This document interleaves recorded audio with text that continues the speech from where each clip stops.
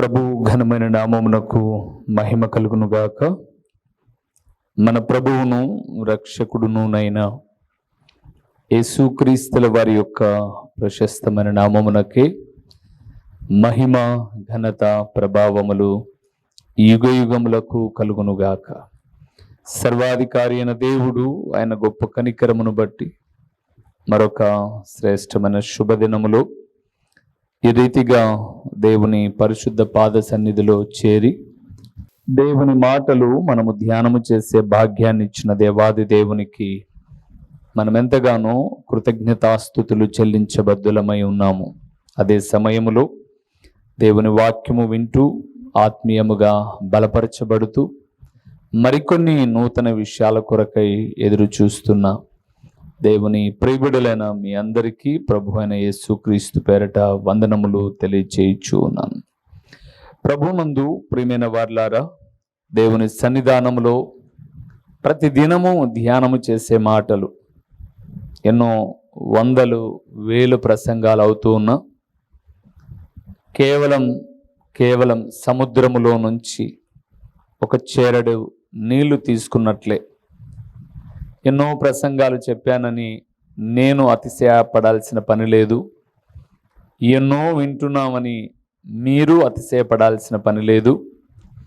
మనము ఎన్ని విన్నా ఎన్ని చెప్పినా ఆచరించకపోతే, చెప్పిన నేనైనా విన్న మీరైనా ఆచరించకపోతే అవన్నీ కూడా వ్యర్థమైపోతాయి. కాబట్టి దేవుడు కోరుకుంటున్నది ఏంటంటే, ఈ నా మాట విని వాటి చొప్పున చేయు ప్రతి వాడును బండ మీద ఇల్లు కట్టుకొనినా బుద్ధిమంతుని పోలి ఉండును. బుద్ధిమంతుడు కట్టుకున్న ఇల్లు వాన వరద లాంటి సమస్యలు వచ్చినప్పుడు తొనకడు బెనకడు, గాలి విసిరి ఆ ఇంటి మీద గాలి అపవాది యొక్క ఊబిలోనికి నెట్టివేయడానికి ప్రయత్నం చేసిన వాడు పడిపోక నిలిచి ఉంటాడు. ఈ మాటలు విని వాటి చొప్పున చేయని ప్రతివాడు కూడా ఇసుకలో ఇల్లు కట్టుకొనినా బుద్ధిహీనుని పోలి ఉంటాడు. చిన్న సమస్య వచ్చినా, చిన్న గద్దింపు వచ్చినా, చిన్న హెచ్చరిక వచ్చినా అబ్బో అని మిడిసిపోయి భయపడిపోయేసి ఇది మనకు కాదులే, ఈ భక్తి జీవితం మనం చేయలేములే అని వాడేమైపోతాడట, కూలబడిపోతాడు అని రాయబడింది. కాబట్టి ప్రభునందు ప్రియులారా, వినువారు మాత్రమై ఉండి మనలను మనము మోసపుచ్చుకొనుకోకుండా వాక్య ప్రకారము ప్రవర్తించువారుగా ఉండి దీవించబడదాం. ఈ సమయంలో ప్రభు మీతో చెప్పమన్న మాట ఏమిటి అనగా, దేవుడు ఎవరిని కనుగొనుట, ఎవరిని కనుగొంటాడో, ఏ లక్షణాలు ఉన్న వ్యక్తిని ఆయన కనుగొని వారిని వెదకి రక్షించుకుంటాడో కొన్ని విషయాలు దేవుని సన్నిధానంలో మనం చూద్దాం. మూల వాక్యాన్ని చూద్దామా? లూకా రాసిన సువార్త 12వ అధ్యాయము 43వ వచనములో ఈరోజు నేను చదివించే ప్రతి మాటలో దేవుడు ఎవరెవరిని కనుగొంటాడో కొన్ని విషయాలు మీతో మాట్లాడుతాను. 12:43 వచనము, ఎవని ప్రభు వచ్చి వాడు అలాగు చేయుచుండుట కనుగొనునో ఆ దాసుడు ధన్యుడు. ఏ దాసుడు ధన్యుడు? ఏ దాసుని కనుగొంటాడు అని అంటే పై వచనంలోనికి వెళ్తే బుద్ధిగల గృహ నిర్వాహకుడు, అది కూడా నమ్మకమైన బుద్ధిగల గృహ నిర్వాహకుడు. దేవుడు కనుగొనాలి అని అంటే నమ్మకమైన బుద్ధి కలిగిన వాణ్ణి అని చెప్పాడు. ఎలా ఉంటారు వారు? దేవుడు కనుగొనేటటువంటి రీతిగా ఎలా ఉండాలి అని అంటే చాలా విషయాలు ఉన్నాయి కాబట్టి త్వరితంగా నేను చెప్పడానికి ప్రయత్నం చేస్తాను. మొదటి విషయాన్ని అక్కడే మనం చూద్దాం. లూకా రాసిన సువార్త 12వ అధ్యాయము 37వ వచనాన్ని మనం చూద్దాం. 12వ అధ్యాయము 37వ వచనం. ప్రభువు వచ్చి ఏ దాసులు మెలకువగా ఉండుట కనుగొనునో ఆ దాసులు ధన్యులు. చాలు ప్రియులారా, దేవుడు ఎవరిని కనుగొంటాడు అని మనం చూస్తున్నప్పుడు ఆత్మీయ మెలకువ కలిగిన వారిని కనుగొంటాడు ఆయన. ఎవరినట? ఆత్మీయ మెలకువ కలిగిన వారిని. అందుకే మీరు బైబిల్ గ్రంథాన్ని మనం చూస్తూ ఉన్నప్పుడు యేసు ప్రభుల వారికి ఒక మంచి అలవాటు ఉంది. ప్రతి ఉదయకాలము నుంచి రాత్రి వరకు విరివిగా దేవుని తండ్రి మాటలను ప్రకటించి రాత్రి అయ్యేసరికి ఏకాంతముగా ఆయన ఏం చేసేవాడు? ప్రార్థనలో గడిపేవాడు. ఆయన నిద్రపోయినట్లు ఉలిక్కి పడినట్లు మనకు కనిపించదు. ఎక్కడో ఒక చోట ఓడ అడుగు భాగమున నిద్రించుచుండగా అని మనం చూస్తే ఆయన నిద్రించుచుండగానే శిష్యులు గాబరా పడిపోయేసి లేపేశారు. ప్రభువా, మునిగిపోతున్నాం, లేలే అని. ఆయన జీవితం అంతా కూడా మనిషిగా ఉన్నప్పటికీ దైవ సంభూతుడు కాబట్టి నిత్యము మెలకువ కలిగి సర్వమానవాళి రక్షణ కొరకు తండ్రితో మాట్లాడుతూ ఉన్న అనుభవాన్ని కలిగి ఉన్నట్లుగా మనం చూస్తాం. ఆయన తోటలో ప్రార్థన చేస్తున్నప్పుడు ఆయన వెనువెంట ఉన్న శిష్యులను వెంట తీసుకెళ్ళాడు. చివరి విషయాన్ని చెప్తున్నాను నేను. ఆయన ప్రార్థనలో ఆయన కొంత దూరం వెళ్ళి ప్రార్థన చేస్తూ మీరు ఇక్కడ ఉండి ప్రార్థన చేయండి అని చెప్పాడు. అక్కడికి వెళ్ళి ఆ శిలువ శ్రమలకు ముందుగా ఆయన భారభరితమైన ప్రార్థన చేసి తిరిగి వచ్చేసరికి శిష్యులు ఏం చేస్తున్నారు? నిద్రపోతూ ఉన్నారు. వారిని లేపి ఒక చక్కటి మాట అన్నాడు, మీరు శోధనలో ప్రవేశించకుండానట్లు మెలకువ కలిగి ప్రార్థన చేయండి. ఏంటి ఆత్మీయ మెలకువ అని అంటే శోధనలో పడుకోకుండా. చాలామంది కష్టం వచ్చిన తర్వాత ప్రార్థన చేస్తారు, కానీ ఆత్మీయ మెలకువ కలిగిన వారు ఏం చేస్తారు తెలుసా? సుఖముగా ఉన్నప్పుడే ప్రార్థన చేస్తూ కష్టము రాకముందుగానే కష్టాలను ఎదుర్కొనే స్థైర్యాన్ని ఇమ్మని ప్రాధేయపడుతుంటారు. ఇంకా మీకు చెప్తాను, ఉదాహరణకి చెప్తున్నాను అన్నమాట. చాలామంది నైజం ఏంటంటే పాప పెళ్ళిడుకు వచ్చి సంబంధం చూసి పెళ్ళి ఖాయమైన తర్వాత అప్పుడు ప్రయత్నాలు చేస్తుంటారు, వస్తువులు కొనడం, ఇల్లులు కట్టడం, అబ్బో అన్నీ. అందుకే అప్పుల్లో మునిగి తేరుకోలేకుండా ఉంటారు. కానీ మెలకువ కలిగిన వారు ఏం చేస్తారు అని అంటే పుట్టినప్పటి నుంచే ఎదుగుతూ ఉన్నప్పటి నుంచే జాగ్రత్త కలిగి ఉంటారు.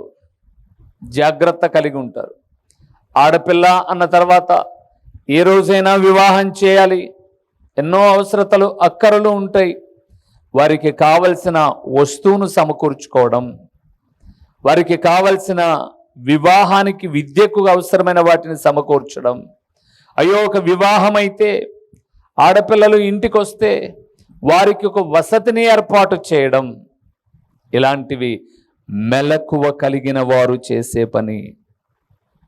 నేను ఆ మధ్యకాలం ఒక అమ్మాయిని అడిగాను, నేను అమ్మ ఇక్కడే ఉండొచ్చు కదా, డ్యూటీ చేయొచ్చు కదా, నాకు తెలిసిన హాస్పిటల్లో డాక్టర్లతో నేను మాట్లాడతాను, హ్యాపీగా మీరు డ్యూటీ చేసి ఇక్కడే ఎక్కడో ఒక 15-20 వేలు ఇచ్చిన పర్లా, మనం ఉన్న ఊర్లో 8-10 వేలు ఇచ్చిన పర్లా, తల్లిదండ్రుల దగ్గర ఉండి హ్యాపీగా ఉండొచ్చు, ఇక్కడే చేయొచ్చు కదా అని చెప్పాను.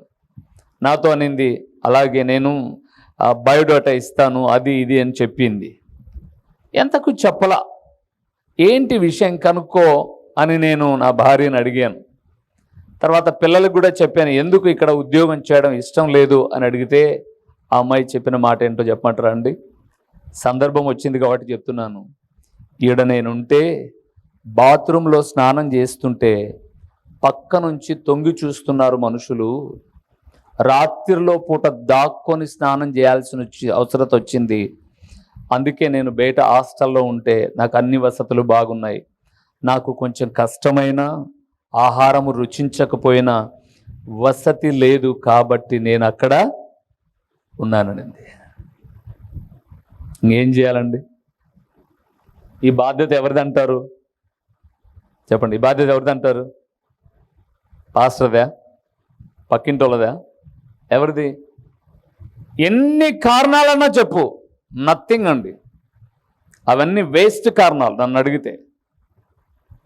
అందుకే నేను బాగా జ్ఞాపకం చేస్తున్నాను ప్రియులారా, నన్ను అలాంటి క్రమంలో దైవ సేవకులు నడిపించారు. ఒక వయసు వచ్చేసరికి పిల్లలకు ప్రతి విషయమై, అది తండ్రి కావచ్చు, తల్లి కావచ్చు, కుటుంబ సభ్యులు కావచ్చు, ఆత్మీయ మెలకువ కలిగి రానున్న దినాల కొరకై ఏం చేయాలి? బాధ్యత కలిగి నడుచుకోవాలి. అందుకే అన్నాడు, ఎవరిని దేవుడు కనుగొంటాడో తెలుసా? ఆత్మీయ మెలకువ కలిగిన వారిని. మెలకువ ఉండాలి, పిల్లలను గురించిన భద్రత ఉండాలి, వారిని గురించిన బాధ్యత ఉండాలి. మేమన్నీ చేద్దాం అనుకున్నాం.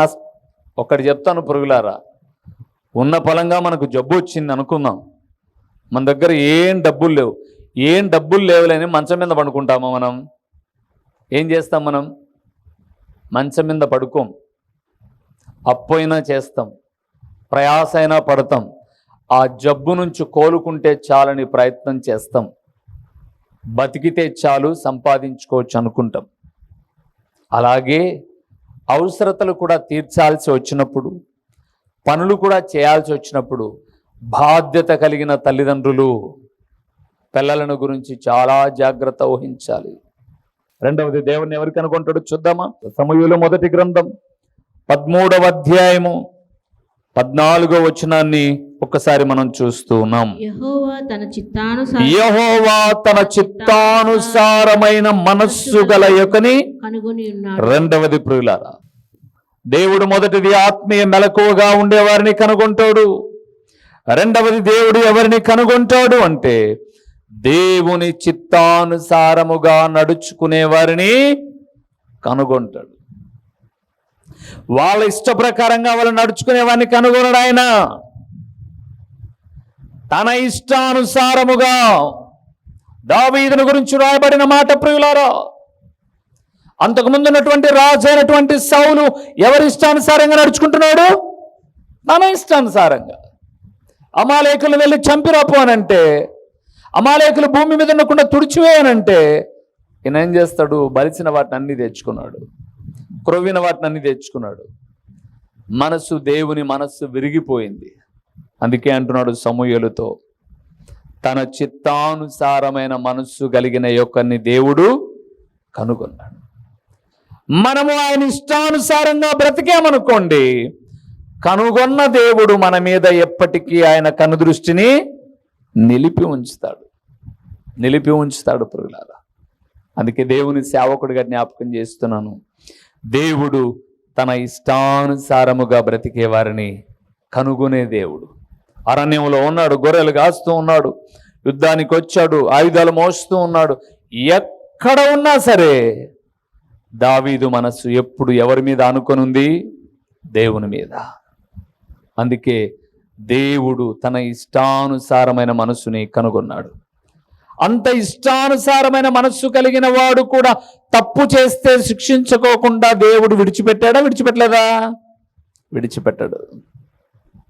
తప్పు ఎవరు చేసినా పనిష్మెంట్ ఉంటుంది పురుగులారా, పనిష్మెంట్ ఉంటుంది.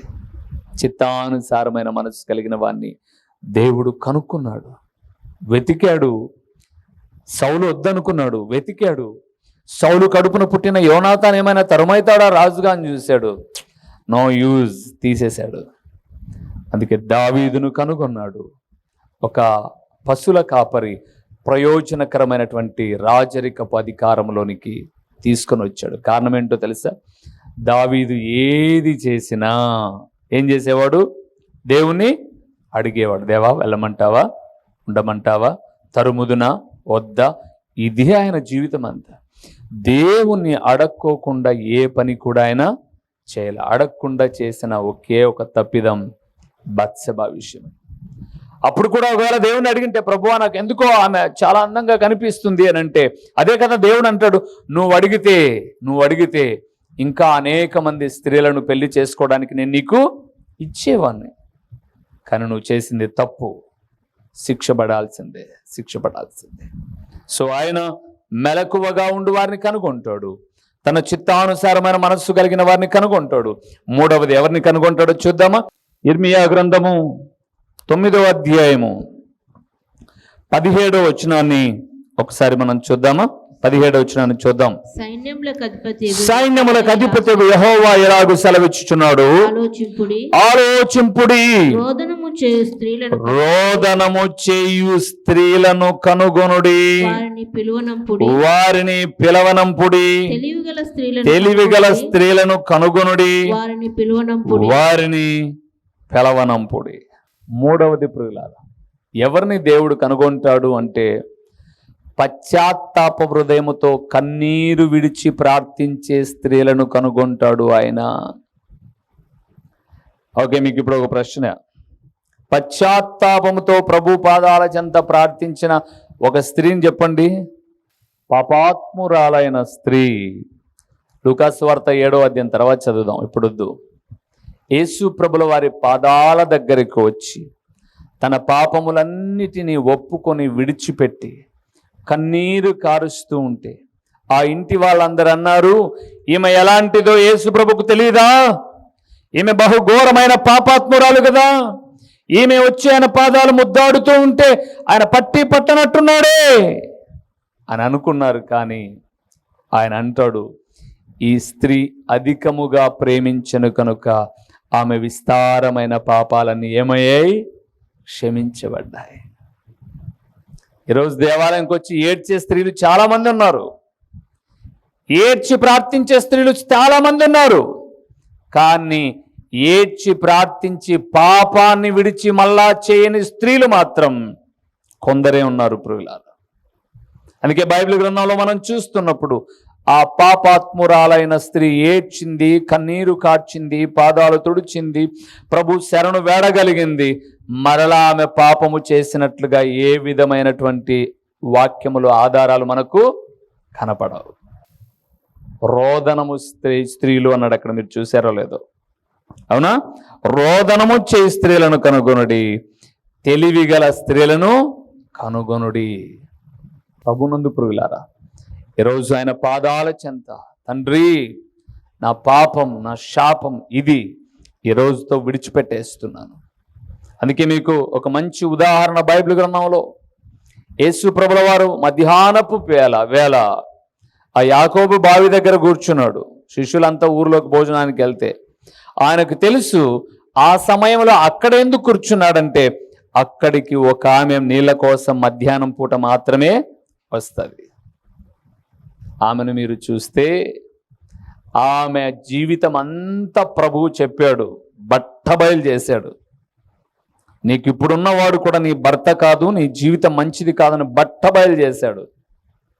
ఆమె జీవితంలో మనం చూస్తే ఆమె తన కుండను విడిచి అంటే తన పాపాన్ని అంతటితో ఏం చేసింది? విడిచిపెట్టింది. అందుకే ఊర్లోకలి చెప్తుంది, నేను చేసినవన్నీ నాతో చెప్పిన దేవుణ్ణి మీరు చూద్దురండి. దేవుడు వారిని కనుగొంటాడండి. ఈరోజు చాలామంది మందిరంలోకి వచ్చి ఏమేమో ప్రార్థన చేస్తారు, కానీ పశ్చాత్తాపం ఉండదు, పరివర్తన ఉండదు, పరివర్తనకు తగిన జీవితం ఉండదు. దేవుడు చూస్తున్నాడు. దేవుడు మెలకువగా ఉండి వారిని వాడు ఆయన చిత్తానుసారమైన మనస్సు కలిగిన వారిని కనుగొనే దేవుడు. రోదనము చేయి స్త్రీలను కనుగొను దేవుడు. మరొకరిని చెప్పమంటారా? ద్వితీయోపదేశకాండం 32వ అధ్యాయము, ద్వితీయోపదేశకాండము 32వ అధ్యాయము 10వ వచనాన్ని ఒకసారి మనం చూద్దాం ప్రియులారా. 10వ వచనాన్ని వాస్తవానికి 9-10 రెండు చదువుదాం. 9-10 చదువుదాం.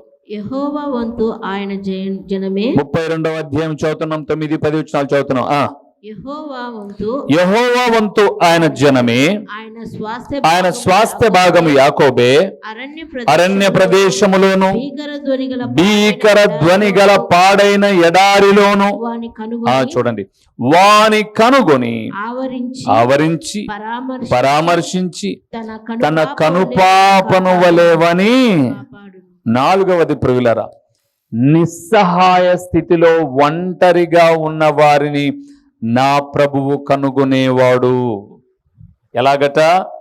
నిస్సహాయంగా ఒంటరి స్థితి. అందుకే ఇక్కడ మీరు చూసారో, ఎడారిలో వాని కనుగొని.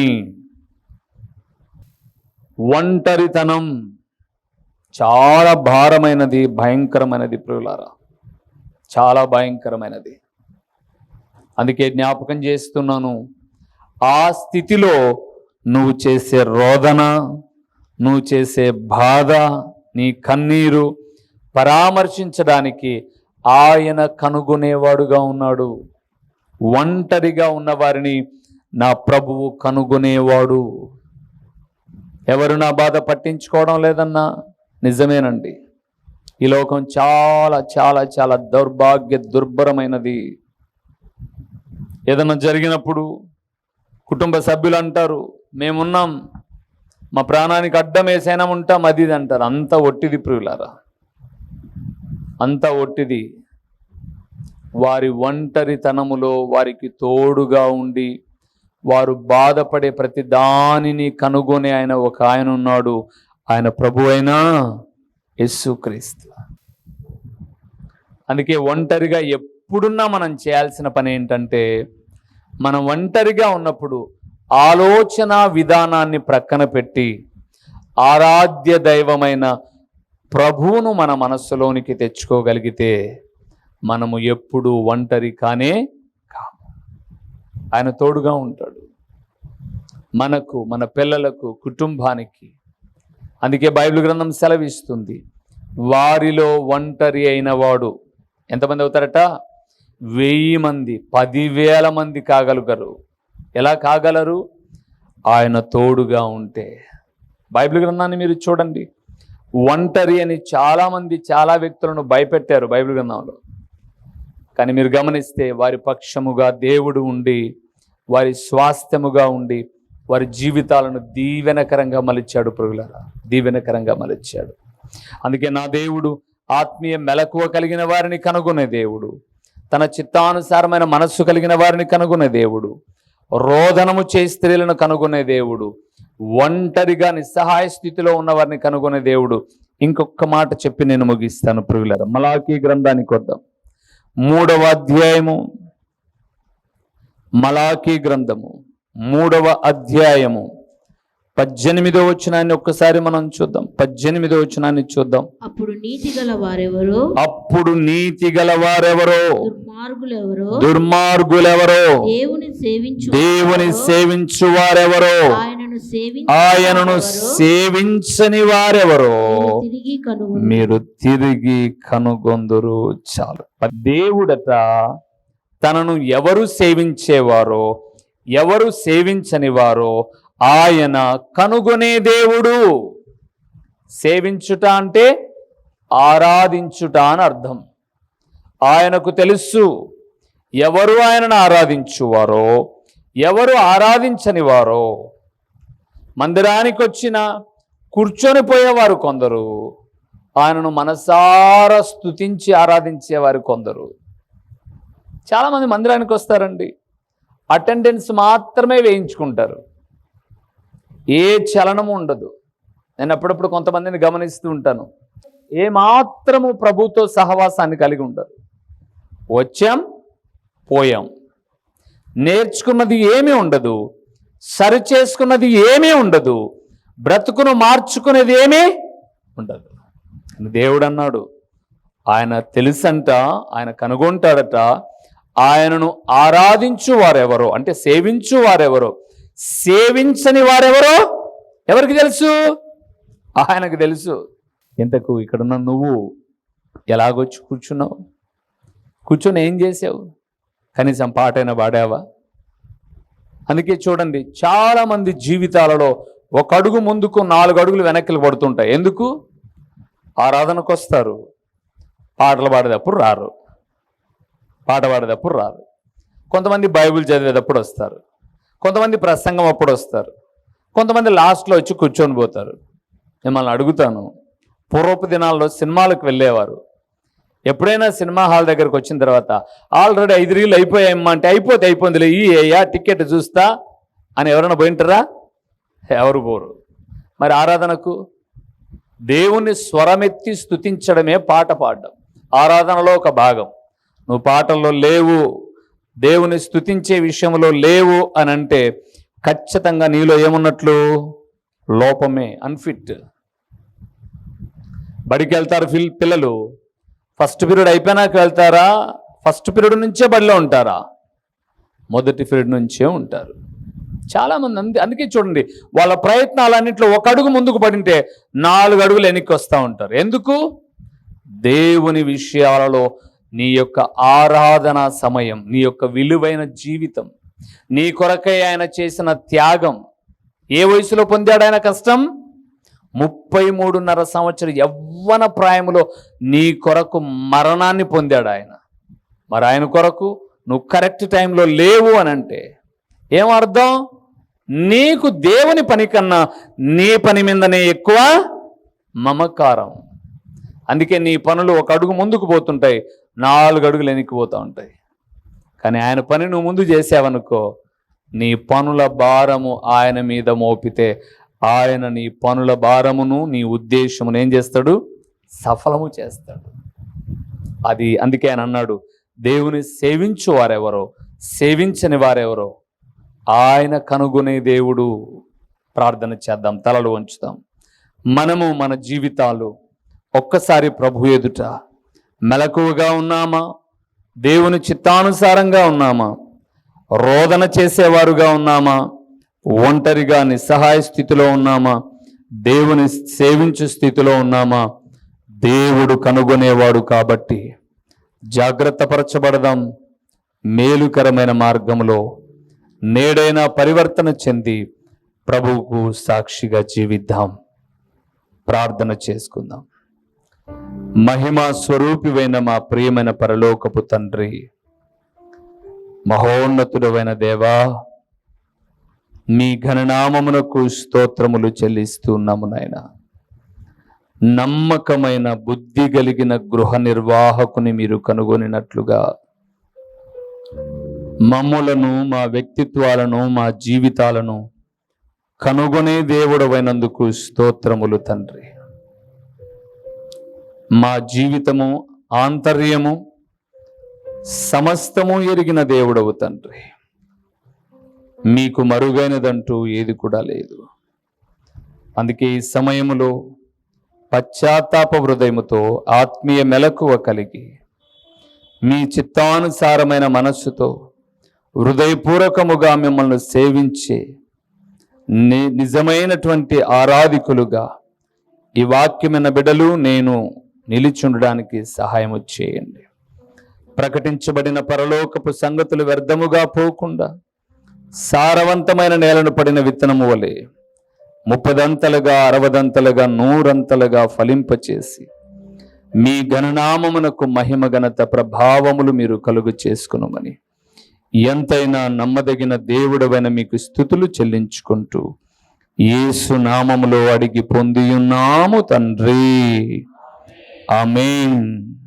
మా చిరునామా దైవజనులు బ్రదర్ ఓ రూబేన్ గారు, క్రీస్తు ప్రార్థనా మందిరం, డోర్ నెంబర్ 1-386, నగరిగుట్ట, పులివెందుల, కడప జిల్లా. మీ ప్రార్థనా అవసరాల కొరకై సెల్ నంబర్ 9989067409.